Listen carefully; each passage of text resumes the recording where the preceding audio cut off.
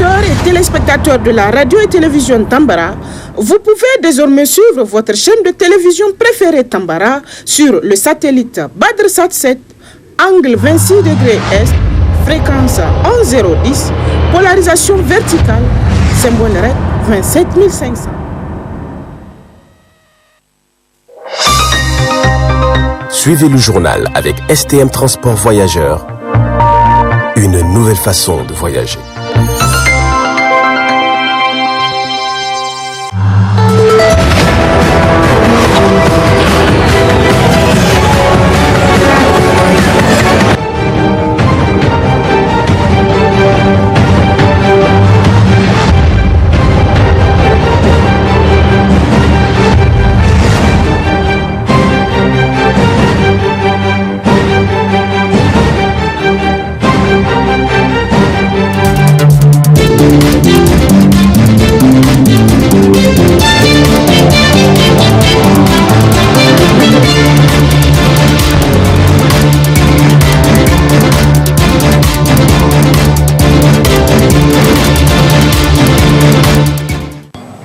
Bonsoir à tous et merci d'être à ce rendez-vous du soir sur la télévision Tambara.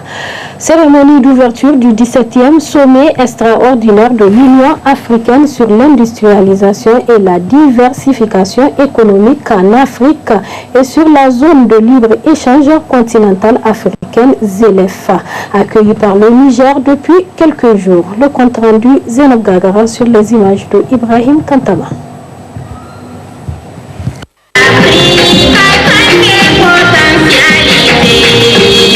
Ce sommet extraordinaire de l'Union africaine sur l'industrialisation et la diversification économique en Afrique, 17e édition au Niger, et sur la zone de libre-échange continentale africaine ZLECAf, a vu la présence de plusieurs chefs d'État africains, les ministres et plusieurs corps diplomatiques. Un sommet qui s'articule entre l'industrialisation et les économies nationales qui aideront les pays africains à atteindre les taux de croissance élevés et à diversifier leur économie afin de renforcer les bases industrielles. Le regard rétrospectif que nous nous apprêtons à jeter sur le processus de l'industrialisation de notre continent devrait donc se nourrir d'une part de l'interrogation sur le passé, sur l'identification des facteurs qui ont plombé l'Afrique dans sa marche vers l'industrialisation et d'autre part sur les tendances lourdes, les ruptures et les germes de changement qui sont en train de façonner l'avenir de l'économie mondiale. Je retiens que l'industrialisation, la diversification économique, la zone de libre-échange continentale sont déterminants assurément. Il reste cependant solidement établi que les immenses difficultés à planir, tant au niveau des infrastructures de base qu'au niveau juridique et technique, ne seront jamais surmontées sans une forte volonté politique. Cette condition n'a qu'un seul nom, notre unité et la force de notre détermination transformatrice. À l'Afrique de s'armer de cette volonté. Le jour où le fait industrialisation et la ZLECAf seront devenus ces deux bâtisseurs de l'Afrique que nous voulons, une Afrique intégrée, prospère et en paix. La ministre des Affaires étrangères du Sénégal a transmis le message de son Excellence Macky Sall, président exécutif de la Commission de l'Union africaine, à cette occasion. Avec le triple impact du réchauffement climatique, de la pandémie de Covid-19 et de la guerre en Ukraine, nous mesurons en effet tous les jours combien nos pays restent vulnérables aux aléas de la nature ainsi qu'aux chocs exogènes. C'est donc dire que si les questions de paix et de sécurité s'imposent à nous, il nous faut également, et de façon volontariste, consacrer plus de temps aux priorités économiques de l'agenda 2063 si nous voulons accélérer le processus de développement et d'intégration de notre continent. En effet, 30 millions de kilomètres carrés, 1,4 milliard d'habitants, 60% des terres arables non exploitées du monde, 40% des réserves mondiales d'or, 85 à 95% des réserves de métaux du groupe du chrome et du platine, 85% des réserves de phosphate, plus de 50% des réserves de cobalt et un tiers des réserves de bauxite, sans compter ces importantes ressources hydriques, gazières et pétrolières. À 3 ans de la fin de la 3e décennie du développement industriel de l'Afrique, il nous faut donc davantage travailler pour rompre le cercle vicieux de l'échange inégal qui fait de l'Afrique un réservoir de matières premières exploitées à bas coût et dont une grande partie, nous est ensuite revendue à des prix exorbitants. L'industrialisation et la transformation structurelle de nos économies restent également tributaires de la gouvernance mondiale. Certes, nous avons la responsabilité de prendre les bonnes décisions au plan interne et au plan intra-africain. Mais nos efforts de développement seront vains tant que le système économique et financier international va continuer de maintenir nos pays dans un corset de règles et de pratiques qui freinent les flux d'investissement vers l'Afrique au moment où nous avons le plus grand besoin de financement et à des conditions soutenables. Espérons que ce sommet extraordinaire de l'Union africaine sur l'industrialisation et la diversification économique en Afrique et sur la zone de libre-échange continental africain ZLECAf va permettre aux chefs d'État de relever les défis, notamment dans le domaine de l'emploi des jeunes et l'autonomisation des femmes africaines.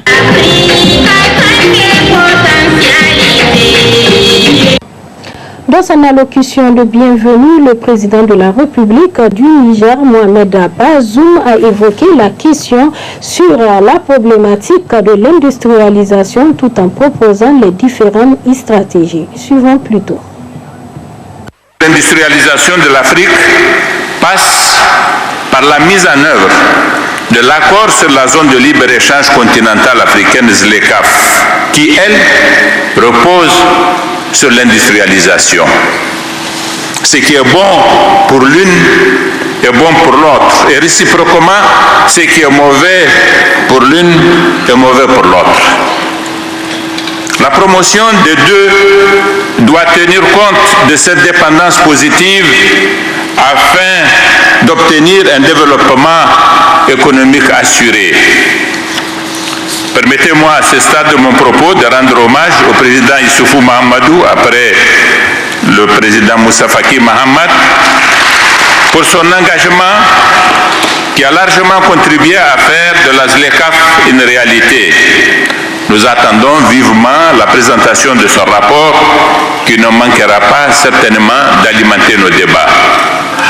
Excellences, Mesdames et Messieurs, pour atteindre nos nobles et ambitieux objectifs d'une Afrique prospère, dynamique, inclusive et durable, il nous faut bien définir et faire preuve de pédagogie afin de mobiliser les Africains autour d'un projet clair et partagé. Sachant d'où nous partons, notre situation actuelle, il convient de préciser de quelle industrialisation il s'agit. En effet, il n'y a pas si longtemps, la juxtaposition de ces deux mots, Afrique et industrialisation, pouvait paraître quelque peu incongrue. Aujourd'hui, l'interrogation qu'elle suscite est surtout celle des voies et des moyens, mais pas la question elle-même. Cela en soi est la preuve que nous prenons la bonne voie. Un proverbe nigérien dit qu'on ne peut pas arrêter un fleuve. Ce fleuve, c'est la somme des énergies conjuguées de nombreux Africains qui sont déterminés à améliorer leur situation celle des jeunes en formation, des entrepreneurs dans toute leur diversité, des décideurs qui ont à cœur le bien-être de leurs concitoyens et qui forment la masse critique dont le continent avait toujours eu besoin. Cette masse critique, elle est déjà là. Elle est en train de se révéler. On en perçoit le frémissement au travers de nombreuses initiatives que nous voyons un peu partout. Excellences, Mesdames et Messieurs, l'optimisme n'empêche toutefois pas le réalisme. Pour nous donner toutes les chances de réussir, nous devons nous dire la vérité. S'agissant de l'état actuel de l'industrialisation en Afrique, le constat est frappant. Hormis quelques exceptions, l'économie africaine reste peu industrialisée et l'Afrique exporte de la matière première incorporant très peu de valeur ajoutée, tandis qu'elle importe des produits manufacturés à forte valeur ajoutée. Ce constat au niveau continental reste valable au niveau de chacun de nos États pris individuellement. Deux chiffres témoignent avec éloquence de cet état de fait. La part de l'Afrique dans le commerce mondial ne vaut pas 4%. Le commerce entre pays africains représente 17% de leur commerce global. Et c'est le faible niveau d'industrialisation de nos différents pays qui explique cet état de fait déprimant que rendent les statistiques que je viens de citer. Notre continent est riche en matières premières variées et riche d'une jeune population majoritairement rurale projetée à plus de 2 milliards de personnes à l'horizon 2063, dont la moitié aura dans les 25 ans à peu près. Ce constat serait trop simpliste si le monde qui est en train de connaître une révolution digitale n'était pas à la croisée de nombreuses crises géopolitiques, climatiques, énergétiques, industrielles, financières et économiques. Voilà donc le véritable défi pour nous. Appréhender la situation mondiale actuelle sans filtres idéologiques, sans dogme, pour agir en conséquence. Poursuite des travaux en séance plénière de la deuxième session ordinaire au titre de l'année 2022, dite session budgétaire de l'Assemblée nationale. 2 points étaient inscrits à l'ordre du jour de cette séance plénière de ce vendredi 25 novembre 2022. C'était sous la présidence du 3e vice-président de l'Assemblée nationale. Le compte rendu, Salima Hamadou et Abdel Nasser Abdou.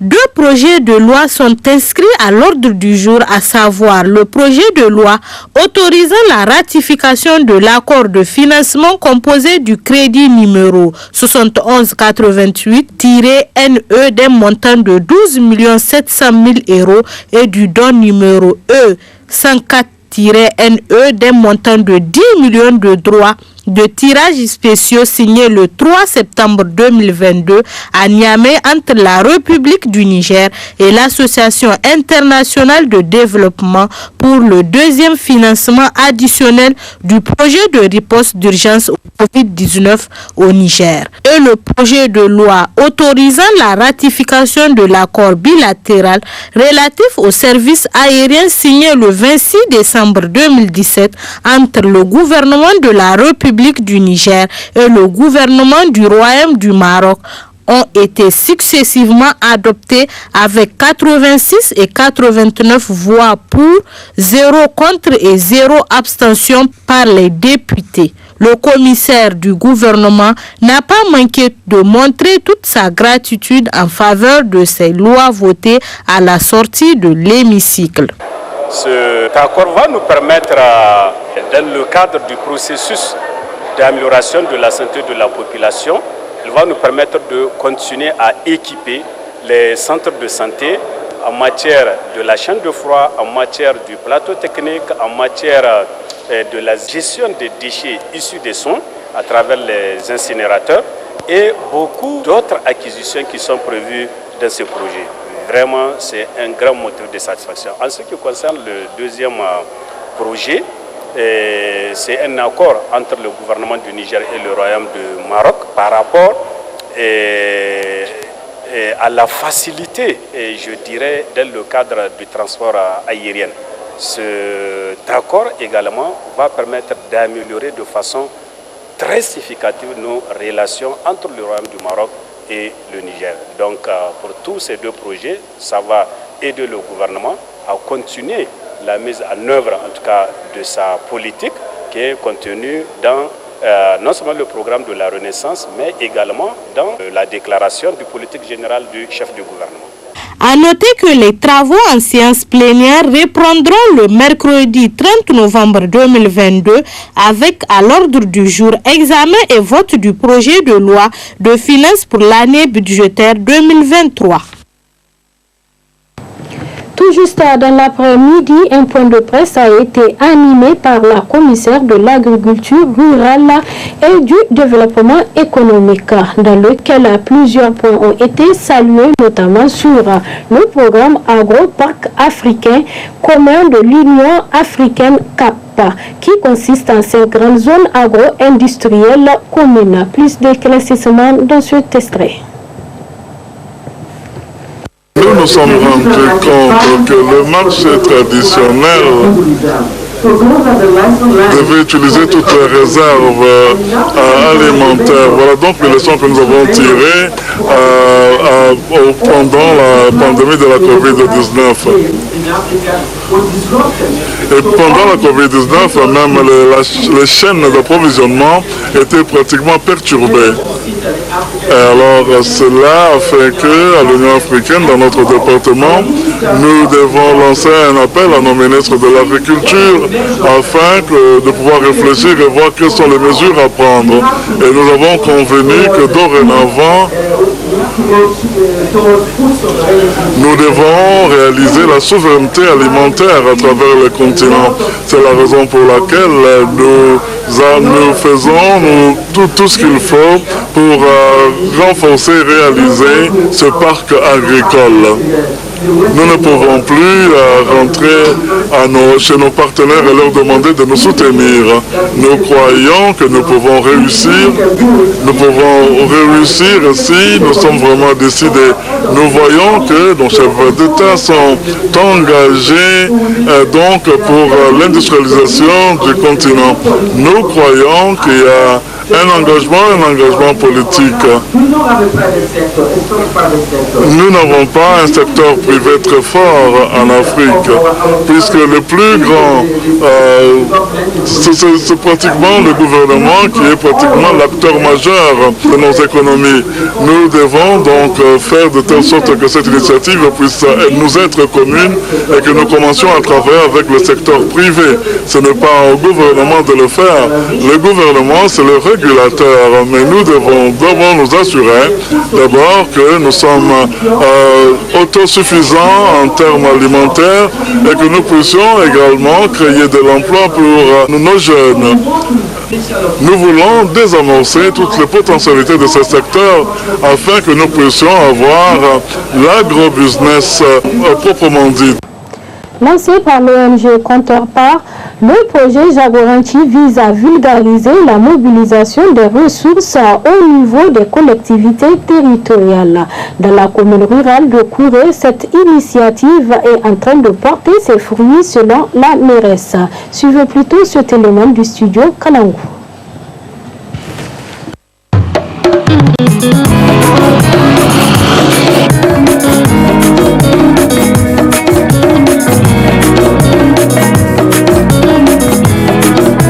Donc ici, notre commune a bénéficié de ces activités à travers la formation des acteurs locaux, et le renforcement des capacités aussi des élus, la création des CVC et le cadre de concertation. L'objectif des Agorenki, c'est d'améliorer la gouvernance locale. Donc la gouvernance au niveau des communes. Ça veut dire donc la manière de gérer les affaires de la commune avant l'arrivée des Zagorenki, sans rien vous cacher, je peux dire que la gestion était très difficile parce que et nous, et la société civile, et les citoyens n'ont pas compris notre rôle, donc ce qui rendait du coup la tâche difficile pour nous. Mais quand Zagorenki était venu, quand il a commencé à faire des renforcements des capacités, des élus d'abord, des acteurs locaux, de la société civile, tout le monde a eu sa part en tout cas de formation à travers Zagorenki. Et je vous assure que ça a beaucoup changé parce que maintenant on se sent à l'aise avec la population. Avant c'est comme s'il y avait une barrière entre nous. Et Zagorenki est venu briser cette barrière-là. Maintenant vraiment on travaille en collaboration avec toutes les couches sociales de notre commune. Parce que grâce à cette, je vous jure que l'année passée, là, le recouvrement de la taxe municipale là, n'a pas été facile. On a même presque rien, parce que sur près de 24 millions, je ne sais pas si on a eu 1 million. Mais cette année, à l'heure où je parle là, on est à 5 millions et quelques. Donc je peux dire merci Zagorenki et ça continue.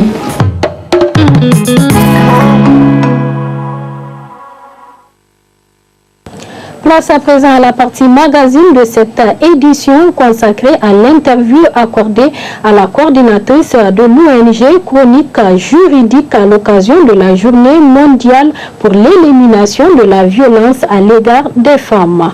Bonne réception et au revoir. Je voudrais dire que dans les violences, souvent nous réduisons les violences faites contre de la femme comme simplement les coups et blessures volontaires parce que cela laisse des traces, les viols parce que cela laisse des traces, mais les violences morales sont à côté. Lorsqu'on parle de violences faites aux femmes, on parle de toutes les violences qui mettent la femme mal à l'aise. On parle de toutes les violences physiques ou morales exercées contre une femme et à l'encontre de ses droits. Parmi ces violences, il y a une catégorie de violences physiques et une catégorie de violences morales. On va commencer par les violences physiques réprimées par le Code pénal du Niger. La première violence faite contre les femmes parmi les violences physiques, c'est les coups et blessures volontaires à l'occasion du mariage ou de l'éducation de la petite fille. Les gens ont tendance à penser, et lorsqu'on parle de coups et blessures volontaires, lorsque c'est un mari, ce n'est pas une infraction pénale.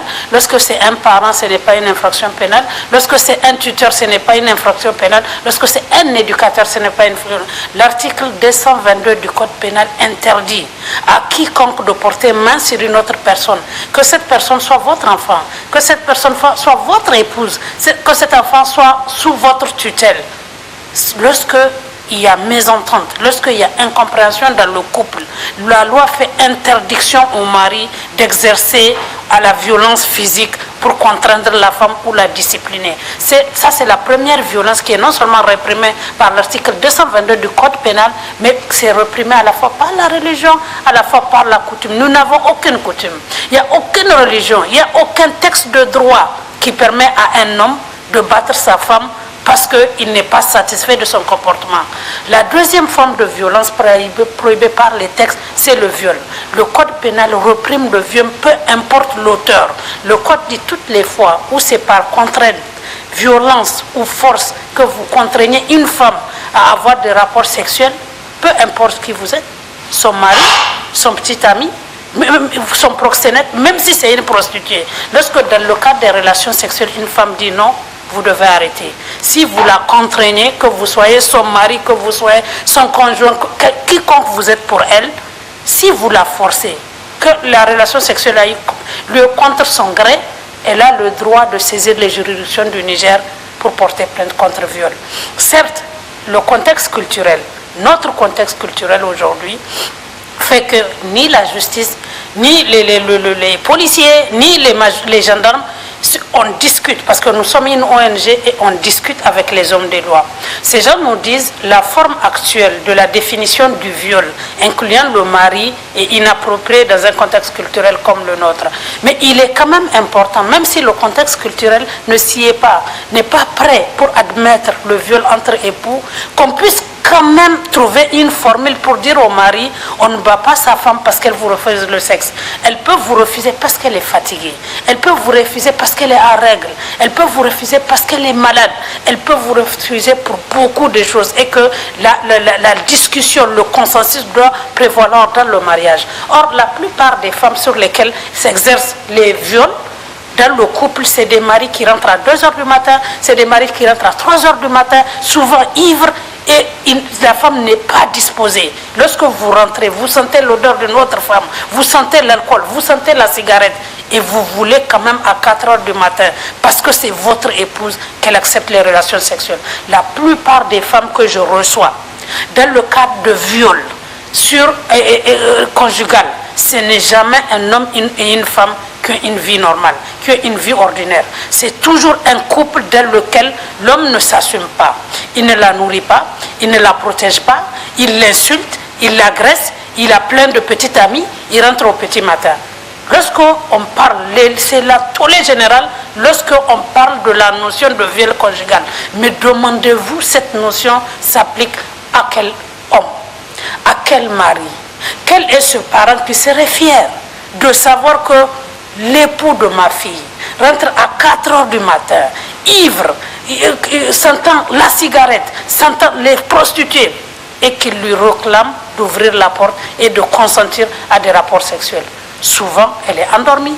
Parfois, elle est fatiguée, souvent, elle est malade. Il y en a qui n'ont même pas mangé de la journée parce qu'elle n'a pas laissé la popote. Donc, lorsqu'on voudrait introduire la culture, introduire la religion, pour rappeler à la femme son devoir vis-à-vis de son époux, qu'on intègre aussi la religion, qu'on intègre la coutume pour dire quels sont les devoirs d'un homme. Que ce soit notre coutume, que ce soit notre religion, ce sont des facteurs qui favorisent la protection de la femme. Ce ne sont pas des paramètres ou des indicateurs qui contraignent la femme et qui brisent ses droits et devoirs. À côté du viol, à côté des coups et blessures volontaires, vous avez l'abandon de famille. Je reçois de plus en plus des femmes qui n'ont plus de nouvelles d'hommes qui ont abandonné le foyer, qui sont en exode. Certains sont là. Ils vont dire à la femme, je n'ai pas le moyen de te nourrir, va chez tes parents, le temps que j'ai un boulot, le temps que j'ai une vie décente, et ils vont marier une autre femme pendant que celle-là, elle est là, elle porte leur nom, ils ne la prennent pas en charge. Il y en a beaucoup qui répudient des femmes sur un coup de tête avec leurs enfants. Ils ne payent pas la scolarité, ils ne payent pas les frais médicaux. C'est comme si ces enfants n'ont pas de père. Ces enfants sont nés dans les liens conjugaux, dans les liens du mariage. Mais les maltraitances psychologiques exercées par le père, à la fois sur l'épouse et sur les enfants, vous avez l'impression que ce sont des enfants nés hors mariage. Ça, c'est une forme de violence morale. La répudiation. Des hommes choisissent de bâtir une maison avec le concours de leurs femmes, via des prêts bancaires, via leur petit commerce. Et une fois la maison finie, il la repudie, elle s'en va avec ses enfants, eux ils se remarient. Ça, c'est une violence morale parmi les violences faites aux femmes. Maintenant, revenons à l'une des violences qui touche le plus, et ça tous les secteurs, que ce soit les femmes qui travaillent, que ce soit les femmes qui ne travaillent pas, et qui s'appelle le harcèlement sexuel. Nous crions, oui, l'éducation des filles, de plus en plus de femmes à l'école. Quel est ce parent qui va inscrire sa fille à l'école, elle a un diplôme, elle a la capacité pour travailler, et un homme la contraint. Il faut que tu couches avec moi si tu veux garder ton travail. J'en ai qui ont démissionné, j'en ai qui ont cédé et qui ne sont plus fiers d'elles, et j'en ai qui sont... J'ai eu à accompagner une femme avec 6 enfants, des enfants à l'université, qui a jeté l'éponge du boulot parce que son patron l'a harcelé. Est-ce que notre société, depuis quand notre société est devenue cette société où on n'a plus de respect pour la femme mariée, on n'a plus de respect pour la mère de famille? Ça, ce sont des violences exercées au quotidien sur toutes les catégories socio-professionnelles et pour lesquelles les journées internationales de lutte contre les violences basées sur le genre ou les violences faites aux femmes mettent l'accent pour dire non, c'est des anomalies qu'il faut corriger. Il y a toute une panoplie à côté des violences physiques, il y a les violences morales. Donc c'est tout ça. Et les simples maltraitances, dans le mariage, il n'est pas dit que tu ne dois pas respecter ta femme, que tu dois l'insulter matin et soir, que tu dois l'humilier. Tout ça là, ce sont des violences qui ont un impact psychologique sur la femme et qui font partie partie de la panoplie de violences retenues par les organisations internationales et les organisations nationales. Qu'on accepte d'aborder ces questions sous l'angle de la coutume et de la religion.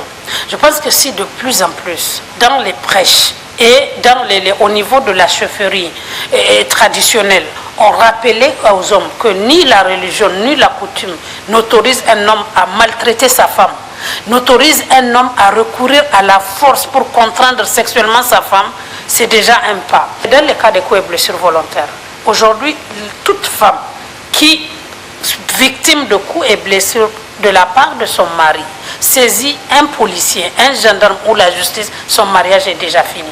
Donc il faut corriger. Non seulement c'est elle qui est victime de violence, mais le simple fait qu'elle ait porté l'affaire à la connaissance des autorités compétentes, ça lui vaut une répudiation. Or, toutes les femmes, avant de porter plainte, peu importe l'impact de la blessure, peu importe la gravité de l'infraction, se pose la question, est-ce que j'ai envie de mettre fin à mon mariage? C'est si seulement elle veut mettre fin à son mariage qu'elle va dénoncer un mari violent. Donc ça, c'est comme si, de manière implicite, nous sommes complices de ce qui se passe comme violence. C'est comme si la société ferme délibérément les yeux parce que la victime de la violence, c'est une femme. Aujourd'hui, si une femme se mettait à battre son mari tous les jours, mais on en parlerait partout. On s'offusquerait. Mais pourquoi pas l'inverse? Lorsque un homme transforme sa femme en tam-tam, pourquoi on devrait accepter? Il n'y a aucune, ni valeur culturelle, ni valeur sociétale, ni valeur religieuse. Il n'y a rien qui puisse encourager ces pratiques. Pourtant, elles le font. Donc, peut-être au niveau de la sensibilisation, il faut l'implication de toutes les forces vives, que ce soit les forces étatiques, que ce soit la chefferie traditionnelle, que ce soit les oulémas, pour qu'ensemble, nous disons non. Il n'y a pas, les violences ne sont pas acceptables dans la vie d'un couple. Les violences ne sont pas acceptables dans l'éducation parce qu'il y a aussi des parents qui exagèrent dans les violences, le recours à la violence vis-à-vis de leurs enfants. Et souvent des accidents arrivent. Il y a des violences à l'école, c'est vrai, de moins en moins, mais elles persistent encore et il faut les...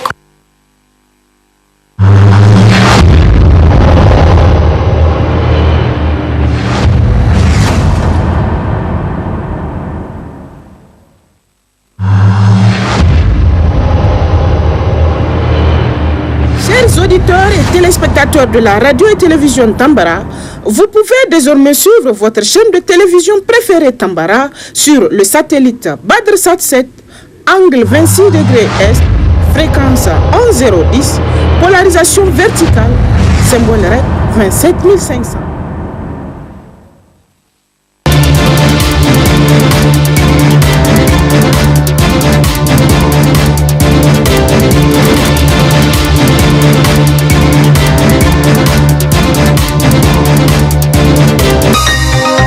Ce journal vous a été présenté par STM Transport Voyageurs.